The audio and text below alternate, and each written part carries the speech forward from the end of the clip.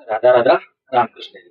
आता सर्वांना एक प्रश्न आला असेल की सर आम्ही इंडिपेंडंट का बनू, म्हणजे का बनावं इंडिपेंडंट, स्वावलंबी का बनावं. तर स्वावलंबी बनल्यानंतर तुम्ही राजा बनता. काय बनता? राजा.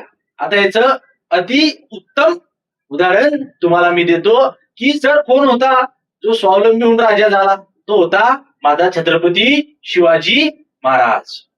तर छत्रपती शिवाजी महाराजांमध्ये सगळ्यात पहिले परमब्रह्म काय होतं, तत्वज्ञान होतं. त्यानंतर आत्मसाक्षात्कार छत्रपती शिवाजी महाराजांना होता. सो जो इंडिपेंडंट होतो तो राजा होतो. म्हणून मी तुम्हाला म्हणतो की इंडिपेंडंट बना.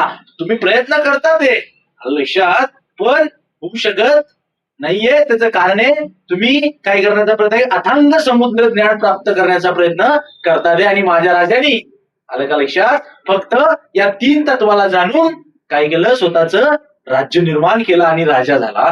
तर छत्रपती शिवाजी महाराजांनी ह्या फक्त 3 ज्ञानाला जाणं, त्यावेळेस कुठं ज्ञान होतं. छत्रपती शिवाजी महाराजांच्या वेळेस कुठे एवढा अथांग समुद्र होता. फक्त 3 ज्ञान छत्रपती शिवाजी महाराजांना होते. ते कोणते सांगतो, तर कोणतं, सगळ्यात पहिले परमब्रह्म तत्वज्ञान. दुसरं काय रे, आत्मसाक्षात्कार. त्यानंतर आत्मज्ञान आणि तत्वज्ञान. हे 3 तत्व, हे एक तत्व आणि ते 5 तत्व. 5 तत्व काय, छत्रपती शिवाजी महाराज, माझा छत्रपती शिवाजी महाराज काम, क्रोध, लोभ, मोह, माया यापासून पूर्णपणे मुक्त होता.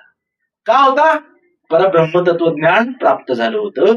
त्यानंतर आत्मसाक्षात्कार होता. मग आता आत्मसाक्षात्कार कोणाचा होता, आलं का लक्षात, हे तुम्ही ठरवा आणि मला कमेंट मध्ये सांगा. आत्मसाक्षात्कार होता, आत्मज्ञान होतं, तत्वज्ञान होतं. त्यामुळं काम, क्रोध, लोभ, मोह, माया माझ्या छत्रपती शिवाजी महाराजांच्या जवळ पण भटकत नव्हता. म्हणून तो काय झाला, छत्रपती शिवाजी महाराज या सृष्टीचा कालबी, आजबी आणि उद्याबी राजा झाला. बरोबर की नाही. सो तुम्ही जर मला विचारसाल की इंडिपेंडंट का बनू किंवा इंडिपेंडंट का नाही आम्ही बनू शकत आहे, त्याच्या मागे मी जे सांगतोय हे सर्वच काही सत्य लपलेलं आहे, याला समजा आणि तुम्ही स्वयं इंडिपेंडंट आणि राजे बना, अशी माझी इच्छा आहे. राधा राधा रामकृष्ण हरी. जय शिवराय.